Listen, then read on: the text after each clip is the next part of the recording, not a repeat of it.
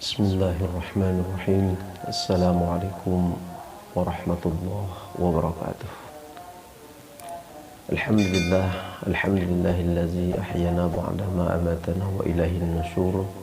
Asyhadu an la ilaha illallah wahdahu la syarikalah wa asyhadu anna Muhammadan 'abduhu wa rasuluhu man la nabiyya ba'da amma ba'du.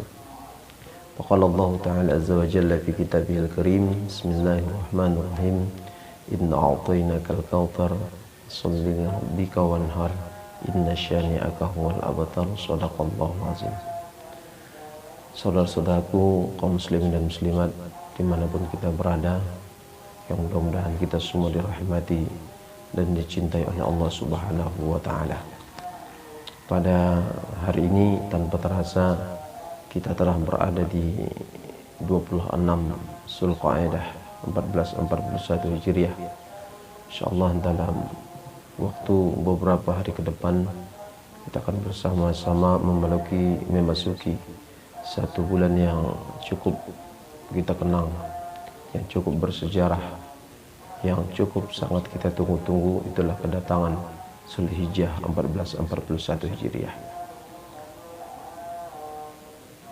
Berbicara tentang bulan Zulhijjah, terkenalnya bulan tersebut dengan asbab musabab, ada beberapa jenis ibadah yang disyariatkan betul ketika tiba bulan Zulhijjah.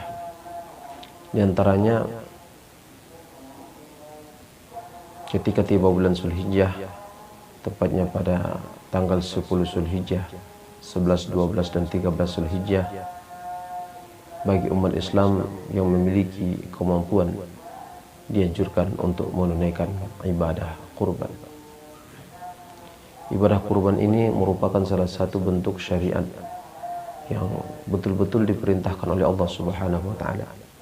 Bahkan ancaman yang disampaikan oleh Rasulullah sallallahu alaihi wasallam dalam hadisnya, barang siapa yang memiliki kelapangan rezeki kemudian tidak mau menunaikan ibadah kurban, fala yaqrabna musallana, maka jangan sekali mereka mendekati tempat sholat kami. Ini merupakan ancaman yang diberikan Rasulullah SAW saking pentingnya dalam rangka menunaikan ibadah kurban. Lalu kenapa ibadah kurban ini mesti kita laksanakan? Kenapa ibadah kurban ini mesti kita tunaikan? Ada beberapa alasan sesungguhnya menjadi alasan kenapa kita mesti menunaikan ibadah kurban. Yang pertama, menunjukkan kita bersyukur kepada Allah. Karena di dalam surah Al-Kautsar Allah mengatakan, Inna a'tainakal kautsar, sesungguhnya kami, kata Allah, telah memberikan nikmat yang cukup banyak kepada kalian. Lalu untuk membalas nikmat itu dua bentuk ibadah yang Allah perintahkan. Washolli li rabbika wanhar, atas nikmat yang Allah berikan maka salatlah untuk Tuhanmu, wanhar, dan berkurbanlah. Jadi dua jenis ibadah yang Allah perintahkan. Yang pertama salat. Salat itu adalah hablum minallah, hubungan kita dengan Allah.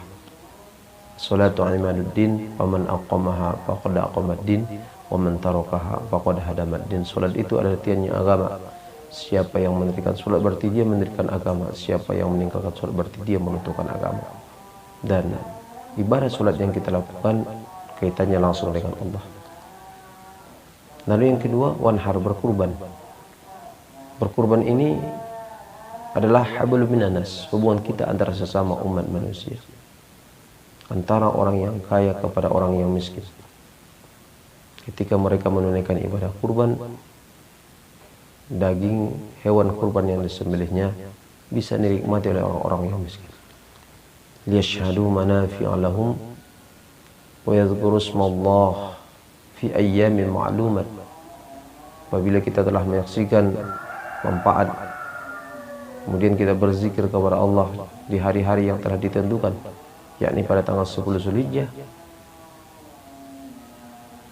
Liyashhadu manafi'a lahum wa yadhkuru ismallah fi ayyamin ma'lumat ala ma razaqahum min bahimatil an'am, dengan hewan kurban. Fakulu minha, maka makanlah sebagiannya. Wa tu'imul ba'isal fakir, sebagiannya kita serahkan kepada fakir dan miskin. Jadi ibadah kurban itu adalah syariatnya dalam rangka memupuk tali silaturahmi, memupuk tali persaudaraan antara orang-orang yang kaya dengan orang-orang yang miskin. Karena orang yang miskin itulah tanggung jawab kita. Orang yang miskin itu adalah tanggung jawab kita bersama, terutama bagi orang-orang yang kaya. Makanya orang-orang yang miskin apabila ada orang-orang yang kaya di sekelilingnya tidak memperhatikan kehidupan mereka, kesejahteraan mereka, disebut sebagai penusta agama. Ara'aital ladzi yukazzibu biddin fadzalikal ladzi yad'ul yatim wa la yahuddu 'ala ta'amil miskin. Itu orang-orang yang tidak peduli kepada fakir dan miskin.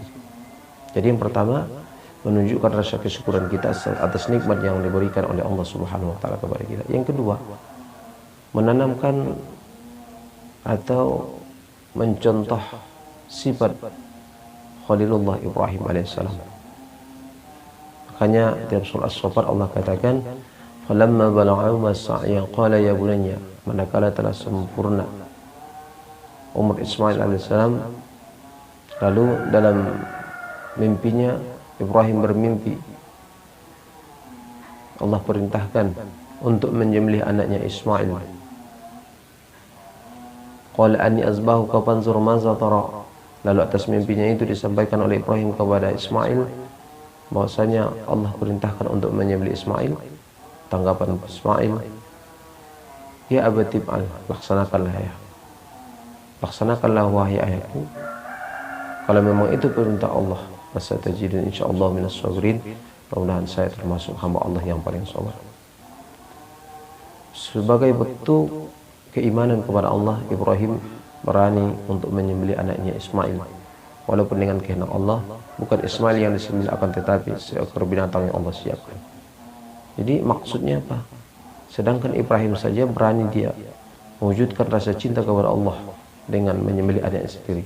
Lalu bagi kita, yang Allah perintahkan kepada kita bukan untuk menyembelih anak kita. Karena kalau seandainya itu yang Allah perintahkan, mungkin dipastikan kita tidak mampu. Yang Allah perintahkan kepada kita bukan untuk menyembelih keturunan kita. Namanya Allah perintahkan bagi kita yang memiliki lapangan rezeki pada tanggal 10 Zulhijjah, maka berkurban sebagai bukti keimanan kita kepada Allah Subhanahu wa taala. Mudah-mudahan dengan tausiah yang cukup singkat ini bermakna untuk kita semua. Mari bersama-sama bagi orang-orang yang memiliki kemampuan untuk segera menunaikan ibadah kurban. Mudah-mudahan ibadah kurbannya itu merupakan ibadah yang diterima di sisi Allah Subhanahu wa taala. Wa minkum subhanakallahumma wa bihamdika asyhadu an la ilaha illa anta astaghfiruka wa atubu ilaik. Assalamualaikum warahmatullahi wabarakatuh.